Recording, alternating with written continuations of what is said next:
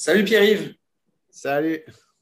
Alors, tu es un pilote super rapide, pas super connu, on va dire, parce que la discipline dans laquelle tu roules, c'est pas la plus connue de toutes les disciplines de moto.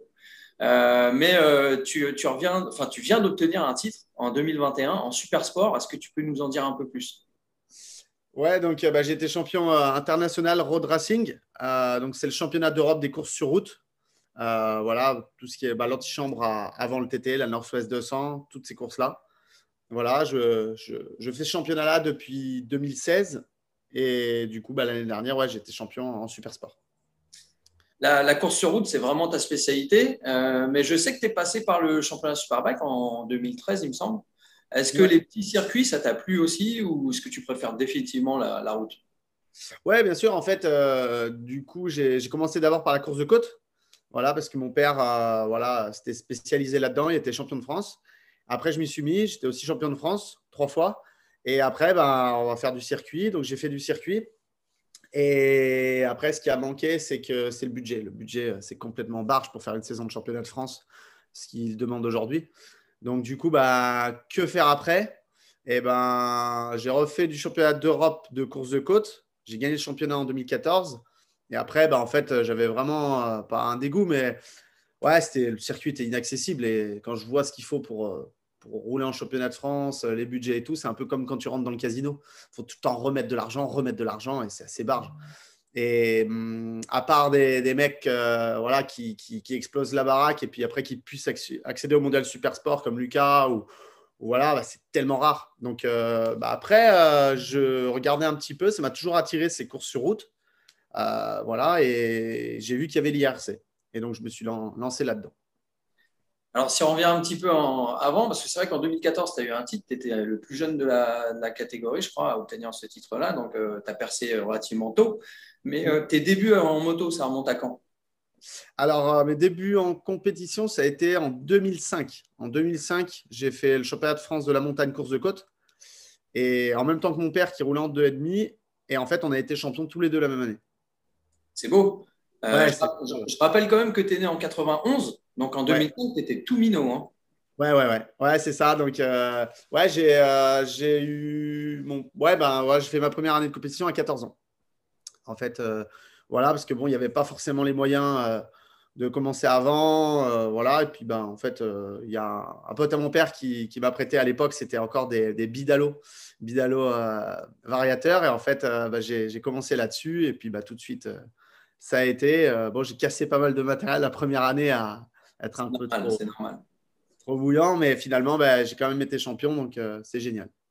Alors, tu parles du pote de ton père. Qui te soutient à tes débuts? Qui est là pour te fournir du matériel, du budget? Comment ça marche?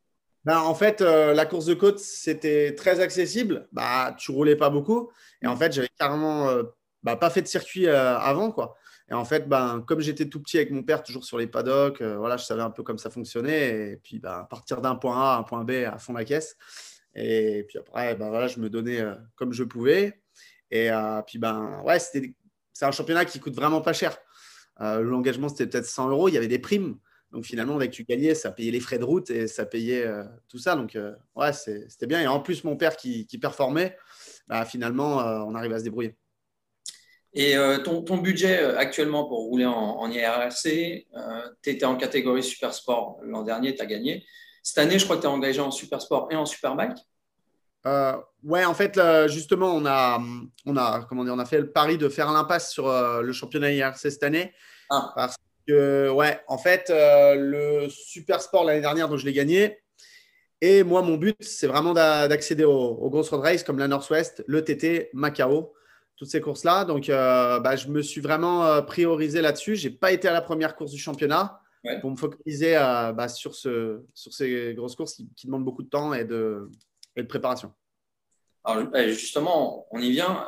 Enfin, toi, tu en reviens. C'est la Northwest 200. Ouais. Ça faisait 3 ans que les gars n'avaient pas roulé. J'imagine que l'ambiance, ça devait être terrible. Un peu comme le GP de France ce week-end où il y avait des masses de public. Comment ça s'est passé la Northwest? Ouais, c'était exceptionnel de revenir là dans les paddocks, de revoir toutes les cracks, quoi. Tous les Mm. cracks, les Dunlop, McGuinness, tous ces mecs-là. Et puis, c'est surtout le nombre de spectateurs, c'est impensable. Je crois que ça a Ouais. atteint 100 000 spectateurs pour cette course-là. Les 100 000 tribunes. spectateurs. Donc, Ouais, pour rappel, au Mans, ils étaient 110 000. Donc, ouais, c'est voilà. Ouais, des tribunes de partout, c'était les gens dans le paddock. Et en plus, ce qui est bien, c'est que les gens ont accès au paddock assez facilement et puis ils sont très, très respectueux là-bas. Il n'y a pas Mm. de vol, il y a pas de. Ouais, c'est vraiment des passionnés, ils ont ça dans le sang. Et en fait, ça leur manquait. Et ce qu'ils déploient en organisation pour ces courses-là, c'est fou. Ouais, ils ont ça dans le sang, en fait. Les Britanniques, donc, ils ont ça dans le sang, mais les Britanniques, ils ont aussi une météo qui n'est pas toujours évidente. Comment ça s'est passé? Ouais, c'est comparé aux autres années. Donc, j'ai roulé là-bas aussi en 2019. Il a fait très beau toute la semaine, sauf le samedi, tempête. Et là, en fait, on a vraiment eu de la météo délicate. Quand on est arrivé le dimanche, ben, tempête de pluie. Le lundi, c'était pareil, un coup beau, un coup de tempête. Et le mardi, on a eu beau. On a eu beau, donc ça, c'était pas plus mal. Sauf l'après-midi, ben, ouais, des tempêtes. Il faisait 11 degrés. D'un coup, ça s'arrêtait. C'est vraiment très spécial. Mais voilà, après, ouais, on a fait comme on a pu. En fait, à la Northwest, on roule aussi sous la pluie, donc Mm. on roule par toutes les conditions. Et ouais, c'est assez fou. Même la dernière Super Twin a carrément été annulée à cause du temps. Ouais. Ce qui est un peu dommage parce que ça s'était bien passé, la Super Twin, pour toi. Tu as gagné. Ouais, Ah, c'était un peu spécial, mais tu as gagné quand même. ouais, j'ai gagné quand même. Mais en fait, justement, ça a été assez fou parce que le jeudi, donc, je me suis qualifié deuxième en Super Twin, donc déjà très surpris. Mon but, c'était de me qualifier proche du top 5. Mais là, je ne m'attendais pas à être devant toutes les séances comme ça. Enfin, j'ai fait deuxième et deuxième. Et en super sport, mon but final, moi, c'était vraiment d'aller dans le top 15 parce que finalement, tous les mecs qui sont devant, c'est des mecs qui sont professionnels, rémunérés, voilà, qui gagnent très bien leur vie. Et le fait de me battre avec ces mecs-là, déjà, j'en suis très content. Et je me suis qualifié 15e. Et la course, il s'est mis à pleuvoir, mais tempête de pluie juste avant les courses. Et ouais, j'ai rarement roulé sur de telles conditions. C'était assez fou. Ouais. Et tu t'en es bien sorti. Tu fais deuxième sur la feuille de temps finale, Ouais. mais le premier est disqualifié, c'est ça? Ouais, ça c'est après. En fait, on a eu la première course super sport. Là, c'est la course d'ouverture. Et là, c'était ouais, sous des trompes d'eau. Et c'était plutôt cool parce que je partais 15 et en fait, j'étais cinquième le premier tour. Hmm. J'étais vraiment bien dans ces conditions. Et après, au fur et à mesure de la course, quelques barrières, il me manquait un petit peu d'allonge en 6. Donc, dans les grands bouts droits, j'avais du mal à prendre les aspi. Mais je finis 7. Je finis juste derrière Dean Harrison et devant James Hillier. Donc, j'étais super fier. Et j'étais un petit peu en colère parce qu'ils m'ont mis une pénalité de 10 secondes, car soi-disant, j'ai doublé agressivement en chicane alors que j'ai même pas touché le mec. Ouais. Et ouais, un peu déçu de cette décision-là parce que quand tu vois quelques British qui ont coupé et qui n'en ont pas pris, c'est pas grave. C'est pas grave. Et du coup, ça me classe 10e. Donc, top 10, c'est vraiment mon objectif et j'étais très content. Et la course Super Twin 1, elle se passait juste après.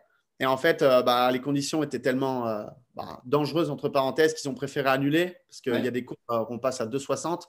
Et là, tu avais l'aquaplaning sur 50 mètres. Donc, ils ont préféré pas prendre de risques. J'étais un petit peu déçu parce que vu que j'avais roulé en super sport sous la pluie, que j'étais plutôt pas mal, j'aurais peut-être pu faire quelque chose de bien. Mais du coup, ils ont mis la course Super Twin 1, ils l'ont déplacée à samedi en manche d'ouverture.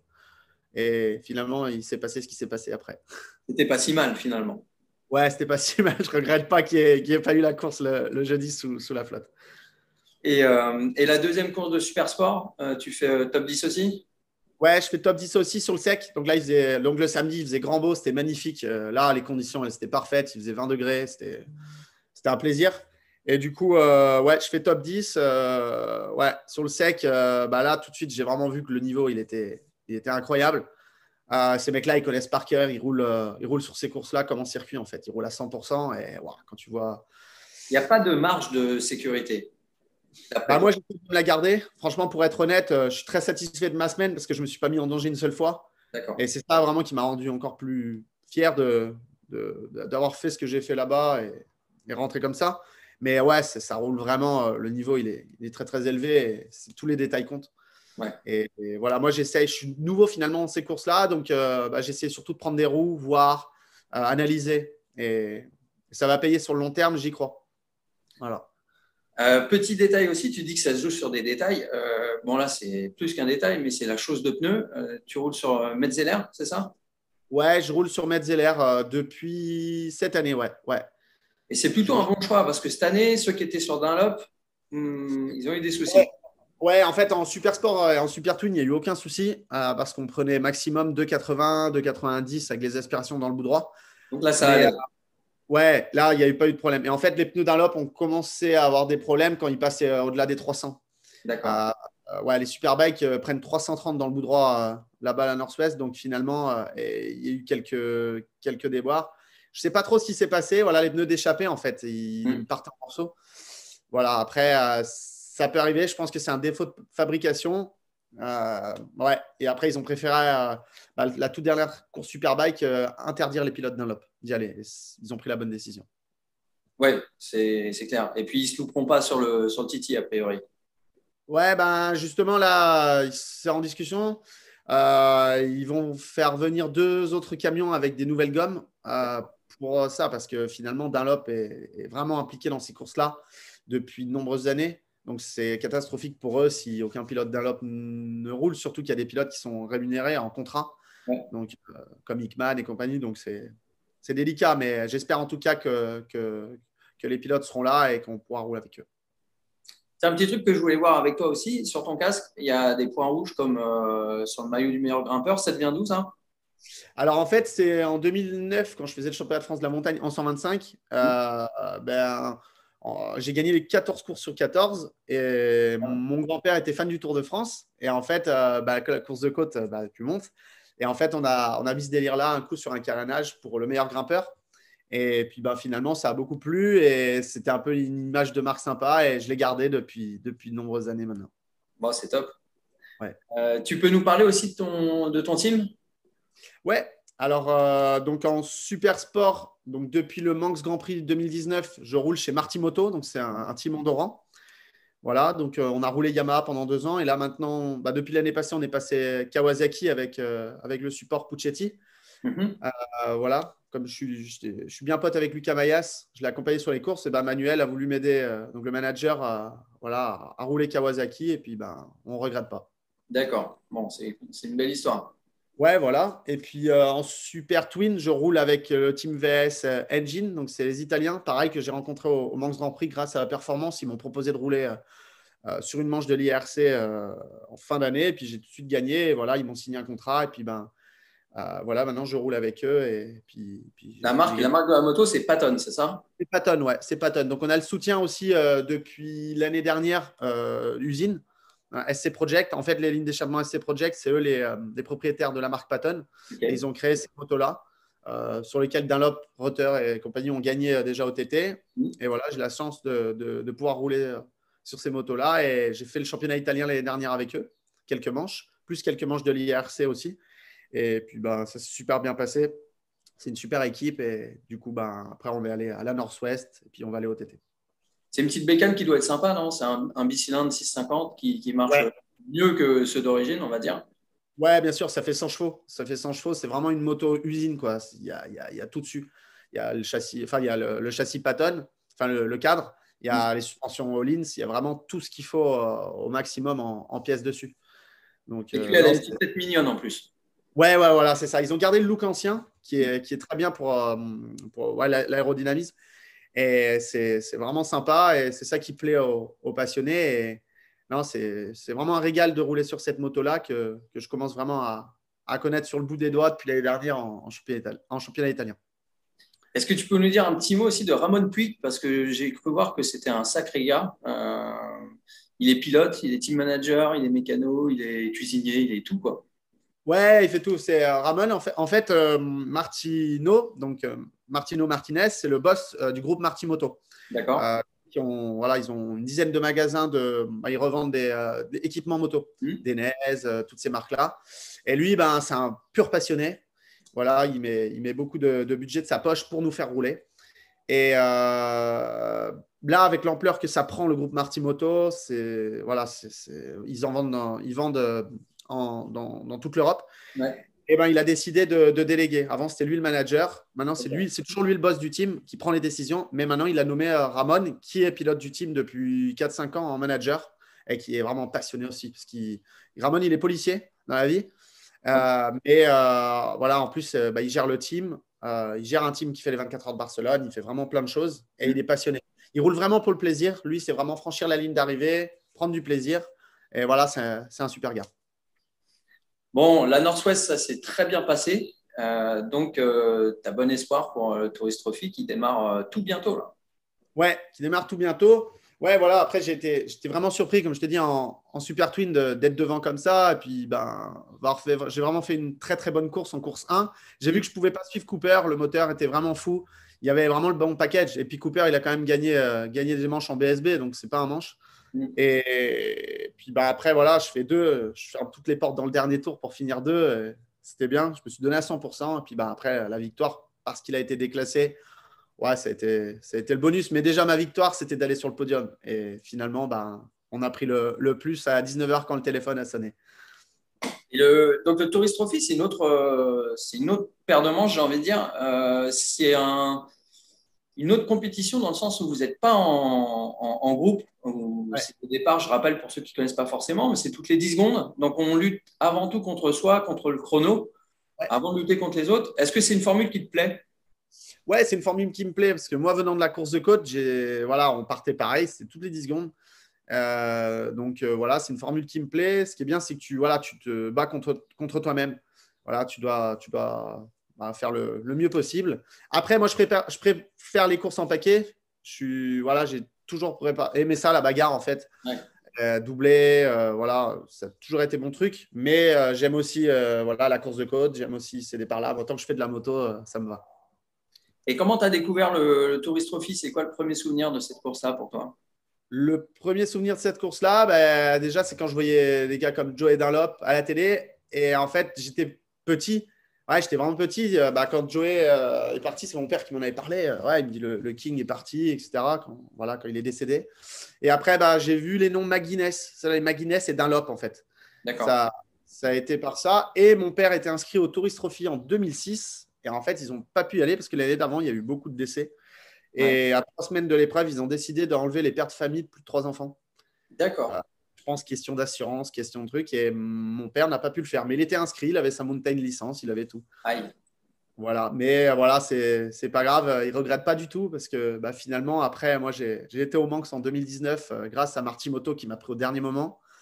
Je m'étais fait virer d'un team français 2 mois avant. Et voilà, il a vraiment fait le truc pour que j'y aille. Et puis, bah, c'était une super. Bah, j'étais super fier. Même quand j'ai passé la ligne, j'ai pensé à mon père en premier plutôt qu'au reste.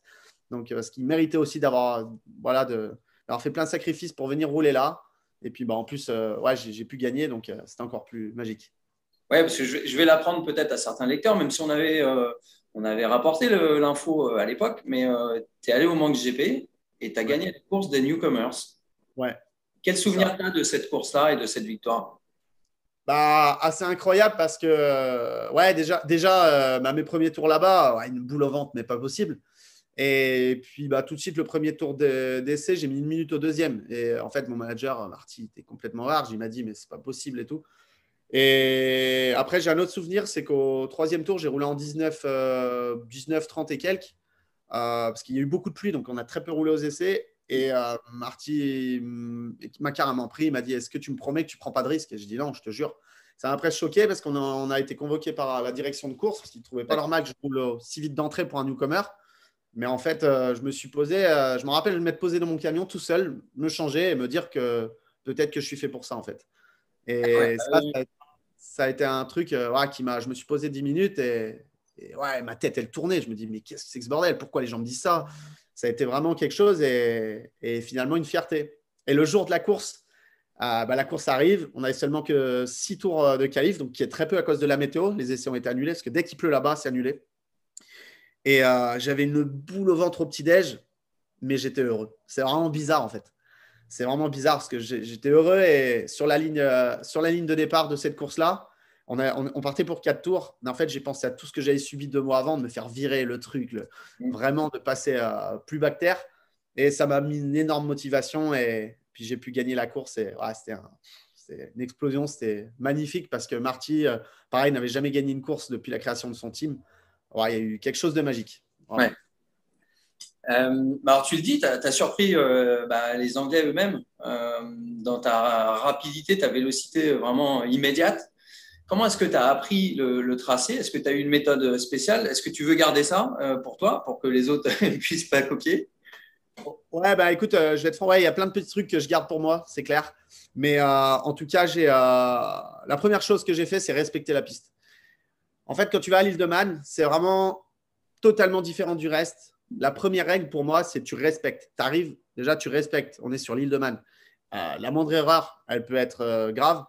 Donc, finalement, j'ai surtout pris mon temps à analyser. Enfin, j'étais bien d'entrée, mais j'ai vraiment pris mon temps. Et tu vois, on est allé là-bas. J'avais pas un moteur kit, j'avais pas une moto vraiment full. On avait une bonne R6 avec juste un amortisseur Öhlins, un boîtier. J'avais même la fourche d'origine, c'est pour te dire. Et bon, après, ça m'a un peu pénalisé dans certaines portions parce que ça driblait. Mais au moins, j'y suis vraiment allé en tant que juste faire de la moto. Faire de la moto, rouler et prendre de l'expérience. Et j'ai quand même fait pas mal de tours en camion. Voilà, je prenais le camion du team, donc le Master Renault du team et tout. Et je faisais des tours, même si c'était pas vite, mais voilà, j'avais vraiment une envie. Et c'est pour ça que ça me fait bien rire, en fait, quand j'entends des mecs, ouais, machin et tout.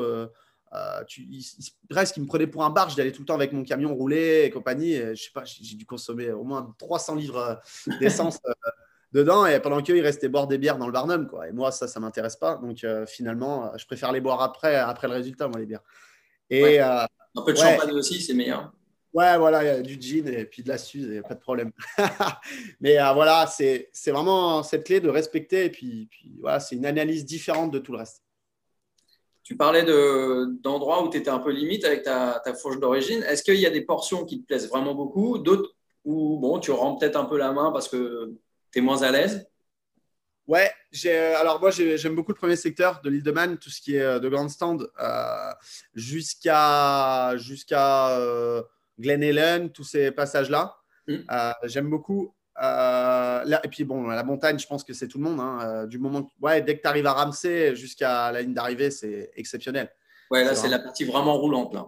Ouais, tu prends des vitesses folles et puis tu vois toutes les montagnes à côté, c'est magique. La première fois qu'on a fait le tour derrière le Marshall, en plus j'avais ma Guinness en Marshall, et c'était ouais, c'est là-dedans, c'est magnifique, quoi. C'est une place incomparable. Après, j'ai quelques secteurs comme Ginger Hall où c'est très défoncé. Mm. Je pense que c'est pour tous les pilotes. Je discutais pas mal avec mon pote David Todd qui voilà, me dit t'inquiète, c'est tout dès qu'on rentre là-dedans, c'est un cauchemar, quoi. Après, tellement c'est défoncé. Mm. Mais voilà, il faut prendre son temps et voilà, je pense qu'il faut pas mal d'années pour connaître et se sentir à l'aise là-bas. Tu parlais de David Todd, c'est un petit jeune qui marche très très fort. Est-ce qu'il y a des pilotes, peut-être plus âgés, qui t'ont impressionné quand tu étais jeune? Et puis, est-ce qu'il y en a qui t'inspirent aussi? Bah, franchement, pour être honnête, je me suis lié d'amitié avec Davy parce qu'il roulait aussi en IRC en 2019, en Superbike et moi en Supersport. Et en fait, la petite histoire, c'est qu'on est tombés tous les deux en panne à Mazur Chicane lors de ma première Northwest. Mm-hmm. Et on a discuté. Et en fait, je m'en souviens. On était contre le grillage, les deux en train de regarder la course Supersport parce qu'on était en panne. Et je lui dis, tu fais quoi comme course et tout? Il me dit, je vais au TT semaine prochaine. Et je dis, mais tu vas pas par le manque, c'est tout? Non, je vais direct au TT. Je l'ai pris pour un barge complet. Je dis, mais il est fou ce mec. Et en fait, il fait 12 au TT 2 semaines après. Quoi. Je dis, ouais, le mec. Et en fait, il est encadré par John McGuinness. C'est John McGuinness qui s'occupe de lui. Et après, voilà, on a beaucoup discuté. En fait, ce mec, il m'a impressionné parce que dans sa manière de faire les choses, déjà, il est super sympa, il est super respectueux.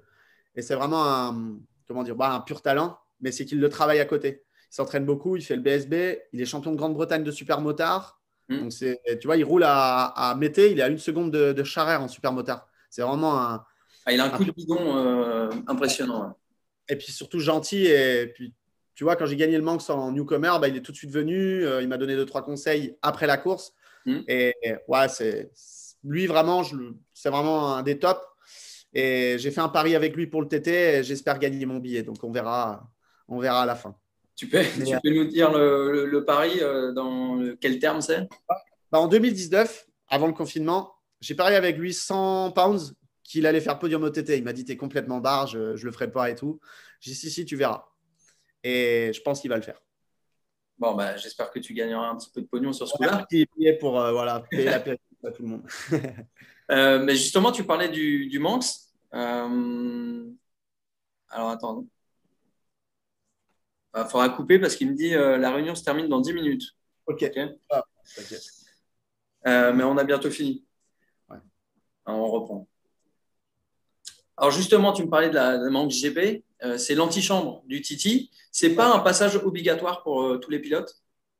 Non, pas forcément. En fait, moi, j'avais été pris direct au TT en fait la première année. Et en Mm. fait, j'ai pas voulu y aller. J'ai pas voulu y aller parce qu'en fait, le Manx, j'ai préféré plus passer par là. Tu as moins de pression et tu prends plus ton temps en fait. C'est ce que je m'étais dit. Et finalement, Davy m'a presque engueulé. Il m'a dit non, non, mais il me dit avec ta vitesse, tu aurais dû aller direct au TT parce qu'en fait, tu prends des roues et tu as tout de suite des mecs qui vont Ah, te passer, etc. Tu auras plus de ouais. rythme. Moi, ça, je le pensais vraiment pas parce que je préfère y aller vraiment en mode tranquille. Mais je le conseille quand même d'aller voilà, au Manx, au nouveau. Parce que déjà, le TT, tu es pris vraiment que sur dossier Ouais. et en fonction de tes résultats et tout. Mais moi, je pense que c'est bien de passer par le Manx et voilà, de commencer tranquille et étape par étape, quoi. Ok. Voilà. Le Titi, ça démarre fin mai là. Comment tu le sens? Est-ce que tu t'es fixé des objectifs vraiment précis sur tes résultats? Non, pas du tout. Pas du tout. En fait, c'est facile de le dire là actuellement, mais je ne vais pas regarder mes résultats ni mon chrono. Je veux juste aller là-bas parce que c'est une course d'expérience. C'est vraiment, voilà, les cracks te le disent, il faut 4-5 ans là-bas pour vraiment tout connaître par cœur. Et moi, finalement, j'ai que 12 tours au Manx. L'interruption de 2 ans et demi qui n'a pas forcément aidé parce que voilà, je vais devoir me remémorer le parcours, vraiment le travailler. Donc, je vais aller là-bas dans le but surtout de prendre de l'expérience et de rentrer entier et être fier de moi d'avoir roulé vraiment safe et de progresser. C'est vraiment juste mon objectif, c'est de progresser. C'est tout. Rentrer entier, c'est important pour toi. J'imagine que c'est important pour ta famille, tes proches aussi. Qu'est-ce qu'ils pensent de ton activité, de ton sport? Où je suis voilà, très content, c'est Pour que papa, je pense que on sait à peu près ce qu'il en ouais, pense. même ma famille, en fait, ils sont vraiment, on a ça dans le sang, on est vraiment, voilà, on est passionné, que ce soit mon petit frère ou ma petite sœur, même ma mère qui est toujours à fond derrière moi, a Mm. toujours m'encouragé. Et en fait, ce qui est bien, c'est que où je suis très content, c'est que j'ai la confiance de mes parents, en fait. J'ai la confiance de quand je m'engage dans quelque chose, eh ben, c'est que je suis bien. Je sais que je suis D'accord. bien dans ma tête, etc. Sinon, je le fais pas. Est-ce que Voilà. le jour, éventuellement, où tu auras des enfants ou tes neveux et nièces, ou etc., est-ce que tu leur conseilles de faire de la moto? Est-ce que tu leur conseilles, enfin, tu leur conseillerais également de faire de la compétition, de la course de côte, comme tu as fait étant jeune?